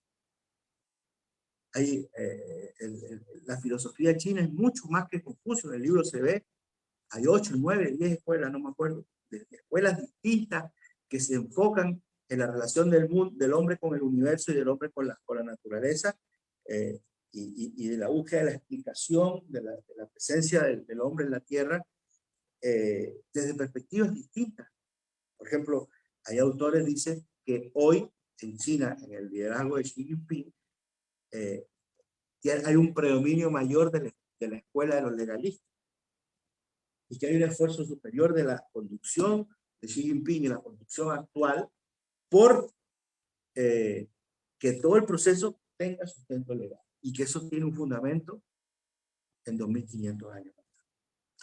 Entonces, hay un elemento de continuidad sin el cual es imposible entender lo que está pasando en China ahora.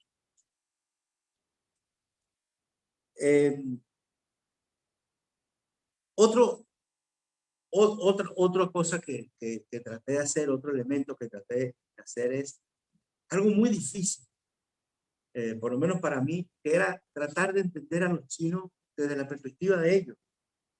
Lo cual es muy difícil porque yo no leo, ni hablo, ni sé nada de mandarín, de chino mandarín. Entonces, podía caer en un error que creo que se cae mucho, que es el tratar de entender a los chinos y a China desde una perspectiva occidental, precisamente desde la filosofía, de la política y de los sustentos culturales y civilizatorios de Occidente que no sirven como instrumento de análisis para estudiar la realidad china. Y les quiero decir que una de las cosas que me ocurre hoy, no sé si me pasa con angustia, pero yo estoy poniendo en duda que lo universal exista. Cuando se habla de los derechos universales del hombre, de esa carta de los derechos universales de la Unidad, yo me estoy cuestionando muy fuertemente que eso tenga validez. Porque finalmente la humanidad es una suma de civilizaciones sustentadas en principios, valores, culturas distintas. Entonces, todo eso me hizo ir descubriendo ya no solamente un país, ya no solamente una política, me hizo ir descubriendo una civilización distinta. Entonces, cuando yo pude escribir la historia, yo pude escribir la filosofía, pues sí, recién en ese momento pude empezar a entender la política y escribir algo sobre política. Y una vez que hice eso fue que pude escribir el capítulo 5, que era el capítulo sobre política exterior, que era lo que en realidad yo quería hacer, y era lo que más o menos me desenvuelvo porque en mi trabajo, en mi línea de investigación. Y cuando uno estudia los libros sobre China, uno se da cuenta que toda la bibliografía es occidental. Entonces, ¿qué pasa? Que los autores occidentales analizan China sustentado en los puntos de vista de otros estudiosos occidentales que a su vez estudian a China a partir de otros estudiosos occidentales. Entonces, finalmente, eso que me dijo ese profesor, ¿por qué nos analizan a partir de la lógica de ustedes si la nuestra es totalmente distinta? Incluso recuerdo que me dijo, mira, ustedes, sus sistemas políticos son multipartidistas. Qué bueno que a ustedes eso les sirve. Qué bueno que les ha dado resultados. Pero nosotros tuvimos 3000 años de división, de guerra, para lograr unificar el Estado. Entonces imagínate un país de más de 8 millones de kilómetros cuadrados, de más de 1.300 millones de habitantes, con 55 etnias, con frontera con más de 15 países, que nosotros generemos el germen de nuestra propia división para volver a tener 3000 años de guerra. No podemos. No podemos. Ahora, hay que entender, como lo explicó muy bien Antonio, que tampoco es un sistema de partido único. Tampoco es un sistema de partido único. Y también hay que entender que la democracia china es representativa, es participativa y es consultiva. Lo cual es entender que la democracia tampoco es el sistema autoritario de Occidente y tampoco es un sistema universal. Eso es falso. Como decía la Mocha, estamos en Perú y en Perú tiene tal vez como ningún otro país el sustento más importante que se le da a un socialismo latinoamericano. Mariate. Entonces, efectivamente, entonces ahí uno va descubriendo los elementos que permiten analizar a China. Continuidad, estabilidad, como lo han mencionado los que me antecedieron con mucha precisión, unidad. Es imposible estudiar y entender a China al margen de estos dos elementos que señalaba Antonio, que señalaban, bueno, todos los que Antonio, Esteban, Arturo, los temas de la estabilidad y de la unidad. Y frente a eso no hay dudas.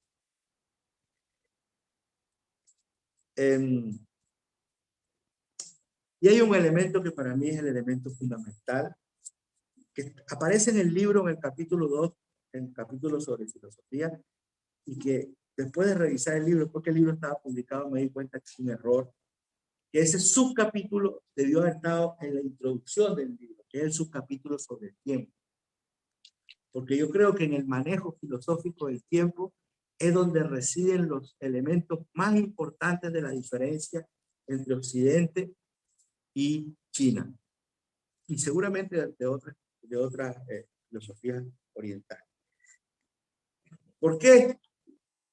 Porque para nosotros los occidentales, el tiempo es finito.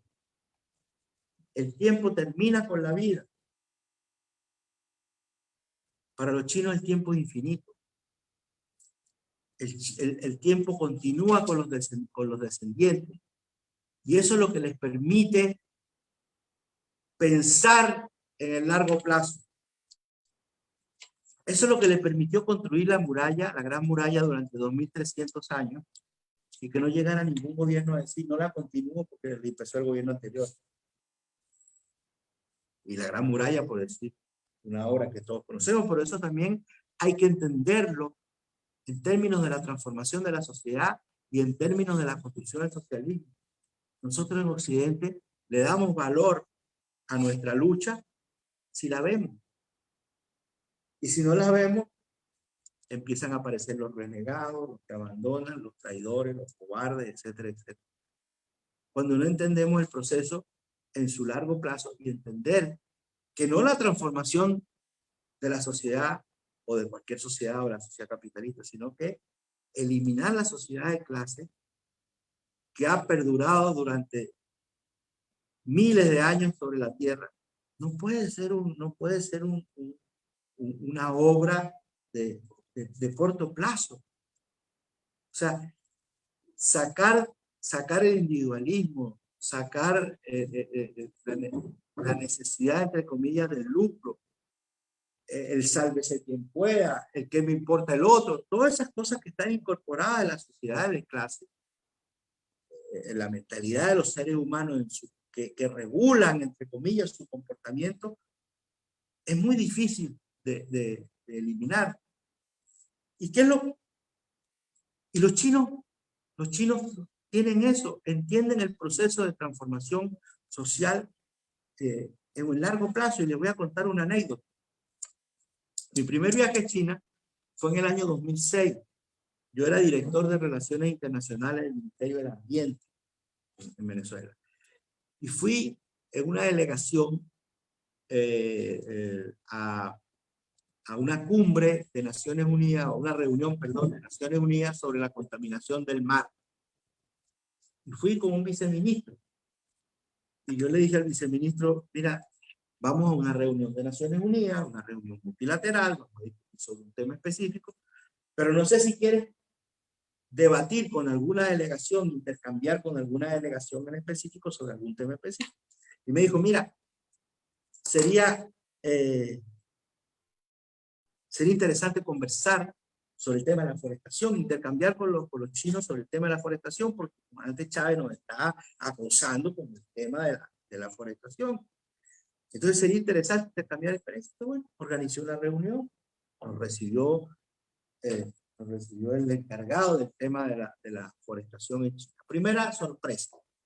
En China existen los ministros, están insertos en el Consejo de Ministros, que dependen del primer ministro, y están los consejeros de Estado, que se hacen cargo de tareas estratégicas y que responden directamente al presidente. Bueno, este tema era un consejero de Estado, nos recibió el consejero de Estado para la forestación. Y Miguel, el viceministro, le dice, las cifras no son exactas, por favor, yo soy muy malo para recordar cifras, pero le voy a hacer una relación para que se entienda. Dice, mire, nosotros queríamos intercambiar experiencias con ustedes, gracias por recibirnos. Nosotros tenemos un ambicioso plan de forestación, queremos sembrar 20.000 hectáreas por los próximos 10 años. Se nos escuchó, señor de unos más de 70 años, nos escuchó muy atentamente y nos dijo, bueno, muchas gracias por reunirse, por intercambiar, por entregarnos su experiencia. Nosotros también tenemos un plan de forestación muy ambicioso. Queremos sembrar 1 millón de hectáreas por los próximos 100 años. Miguel, cállate, no hables más porque vamos a hacer el ridículo. Entonces, esa idea, ese señor sabía que no la iba a ver. Sabía que le podían quedar 2 años más o 3 en el cargo, sí. Sabía que iban a pasar muchas generaciones, pero estaba pensando el tema de la solución de la forestación a 100 años plazo. ¿Cuántos gobiernos van a haber en 100 años? Y a nadie se le va a ocurrir paralizarlo. Y entonces a continuación nos dijo lo siguiente. En el año 49, cuando tomamos el poder, nuestro pueblo se estaba muriendo de hambre y de frío. ¿Y qué le íbamos a decir? ¿Que se murieran de hambre y de frío? No. Le dijimos, saquen leña, corten los árboles, tengan fuego, cocinen, resuelvan los problemas inmediatos. Ahora le tenemos que devolver a la naturaleza lo que le quitamos. Ahora le tenemos que devolver a la naturaleza lo que le quitamos. Bueno, como decía Antonio, precisamente, esa es una de las grandes tareas que existen hoy. Y hoy existe, por ejemplo, una provincia como Shanghái, una provincia central, donde no hay una sola, está prohibido que se instale una fábrica. Hay toda la industria de tecnología que no produce humo. Y es una provincia totalmente forestada. Son millones de hectáreas de bosque. Y hablar de las políticas en materia de ecología en China, del manejo de la energía alternativa, de la forestación, de la preocupación por el mejoramiento del aire, que es una situación grave, forma parte de esta preocupación. Entonces la transformación uno tiene que tenerla en China en términos integrales.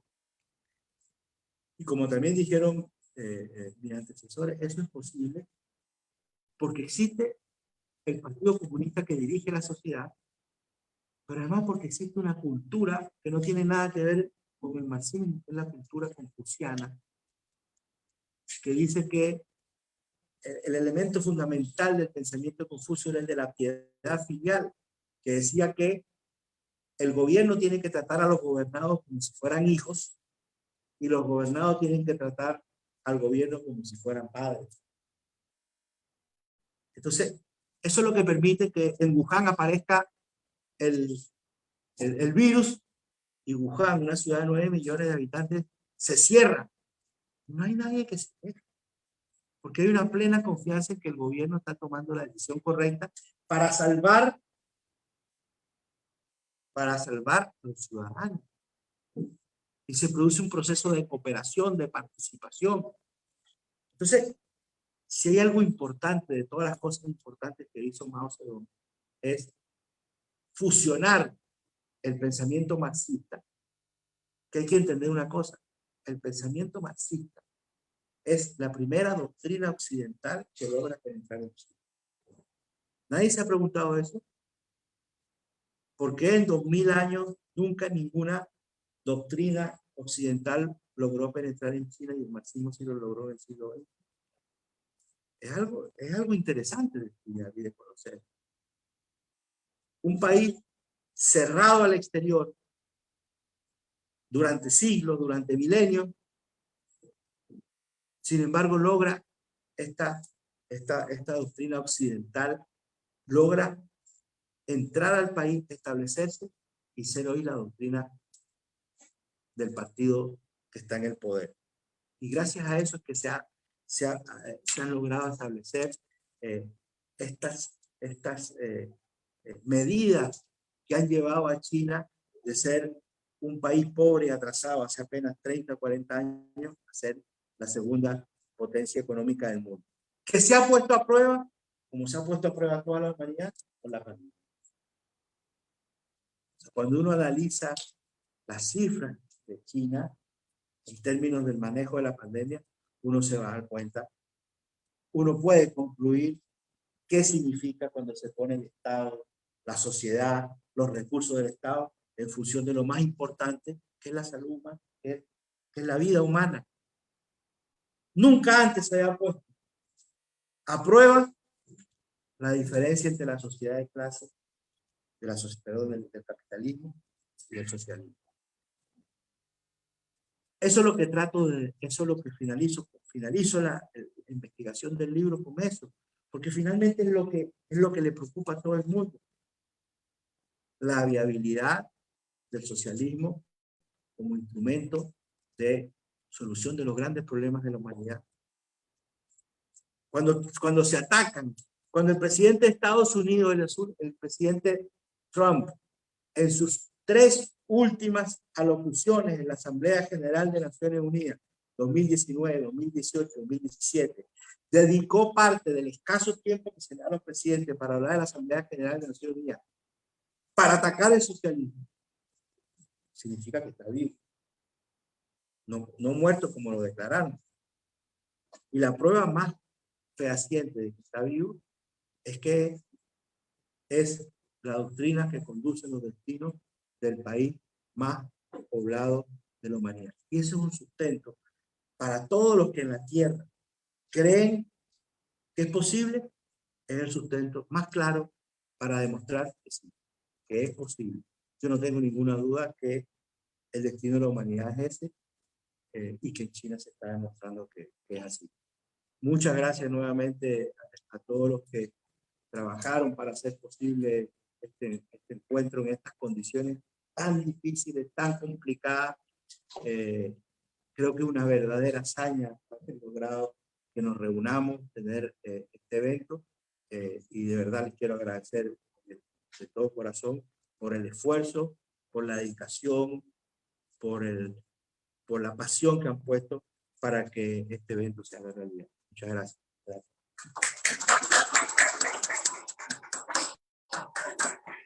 Muchísimas gracias.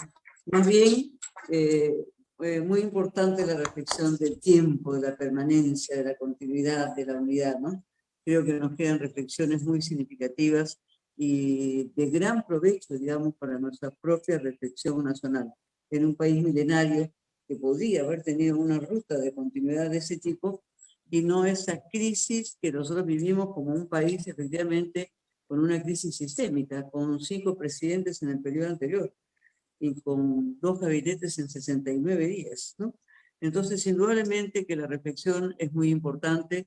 Sergio termina diciendo que la larga epopeya ha significado adentrarse en esa investigación y que bueno, incluso que nos dé una lectura del libro de en qué orden también poder leerlo, ¿no?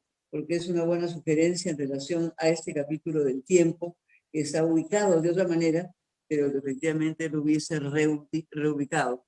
Ojalá tengamos nosotros la oportunidad de volver a presentar ese libro, compartir con muchos otros compañeros y compañeras los aprendizajes que esto nos deja y que nos involucremos en esa dinámica de un mundo global. Solamente me despido leyendo también del texto de Sergio lo siguiente: la tendencia del mundo es majestuosa. Los que la sigan, la tendencia prosperarán, y los que vayan en contra perecerán. Creo que es muy importante y muy rico. Muy bien, muchísimas gracias. Sé que Sergio tenía las ganas de conversar con alguno de ustedes. Llevamos ya un largo rato, nosotros también tenemos tiempos y toques de queda, pero efectivamente, si alguien quisiera hacer alguna pregunta breve, puntual, somos pocos, así que podemos autoadministrar nuestro tiempo. Así que invito a alguno que quisiera hacer una pregunta.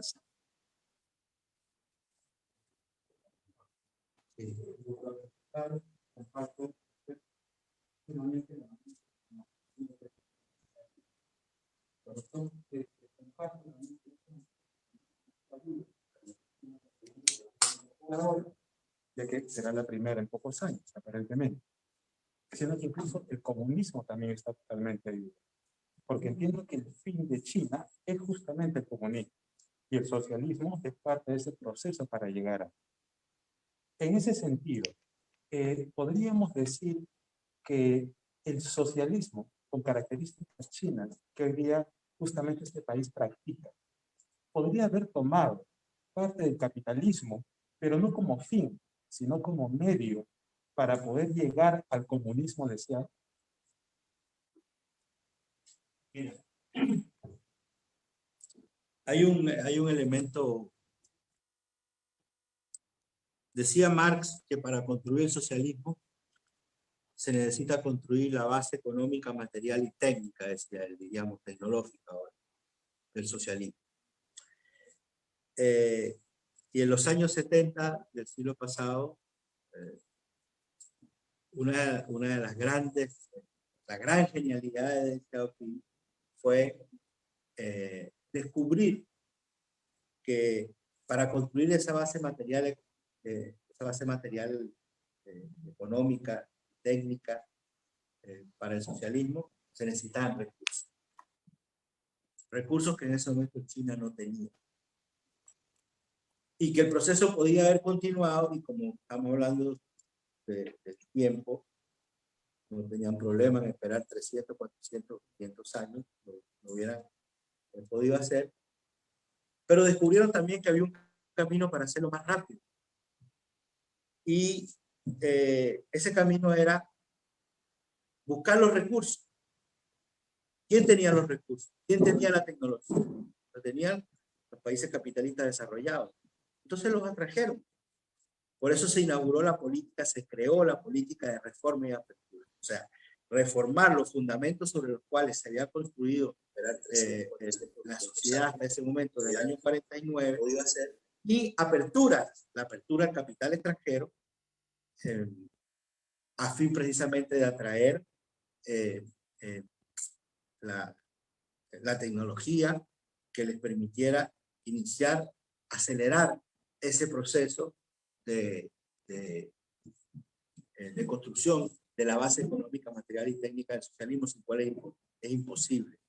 Y fíjate que curiosamente, cuando se habla de ese proceso, en el libro está explicado se suele hablar precisamente de la reforma y de la apertura, o sea, de la reforma política y la apertura a la inversión extranjera. Pero en realidad el proceso, ahí está argumentado, documentado, el proceso se inició en el campo. Y se inició a partir de la recuperación de algo que se violentó, que es que la agricultura china siempre fue familiar, tenía una estructura familiar. Eso en alguna medida se violentó. Y se violentó porque se copió el modelo soviético en un primer momento. Y lo que debatieron los campesinos en el año 77, 78, incluso el debate teórico que se dio porque empezaron a aparecer algunos artículos en algunas revistas teóricas, fue la necesidad de recuperar algunos elementos tradicionales de China como la agricultura familiar. Y eso fue lo que hizo que en pocos años China recuperara su potencial de producción básicamente de alimentos. Aquí voy a hacer un paréntesis para dar una información. Se hizo pública hace 3 años, 2018. En el año 2018 se conmemoró el 80 aniversario del natalicio de China. Y con motivo de esa conmemoración se hizo pública en Cuba una carta que había sido secreta, una carta de 34 páginas que escribe el Che y se la manda a Fidel con algunas apreciaciones del Che en materia económica. Y una de las cosas que dice el Che ahí es que dice, nosotros no necesitamos construir un Empire State Building, el edificio de Nueva York, porque no necesitamos tener un Empire State Building, creo que tiene como 100 pisos, pero sí necesitamos su administración. Sí necesitamos conocer e implementar su administración. Y eso sí lo debemos estudiar. Año 65. O sea, el Che se adelantó 13 años a lo que después hizo Deng Xiaoping en el 78. De entender, y ahí voy a la respuesta de tu pregunta. Efectivamente, se adoptan formas capitalistas exitosas para la solución de problemas, pero sobre la base de esa famosa frase que todos conocemos de Xiaoping, no importa si el gato es blanco o negro, lo que importa es que case ratones. Pero a diferencia de ese proceso, fíjate que ese proceso se inicia simultáneamente con el proceso de la perestroika en la Unión Soviética. ¿Y cuál fue la diferencia? Que los chinos entendieron que el proceso tenía que ser de transformación económica profunda y radical, pero manteniendo el control político. Los soviéticos pensaron que podían hacer la transformación económica y política simultáneamente. Y cuando vino Tiananmen en el año 89, quedó bien claro quién tenía el poder lo tenía el pueblo, y esa fuerza armada, que son fuerzas armadas del pueblo, defendieron el poder del pueblo. En la Unión Soviética, como dijo Fidel, se desmerengó. Entonces, efectivamente, hay incluso Deng Xiaoping dijo que le preguntaron sobre el tema de los millonarios y dijo que era un mal necesario.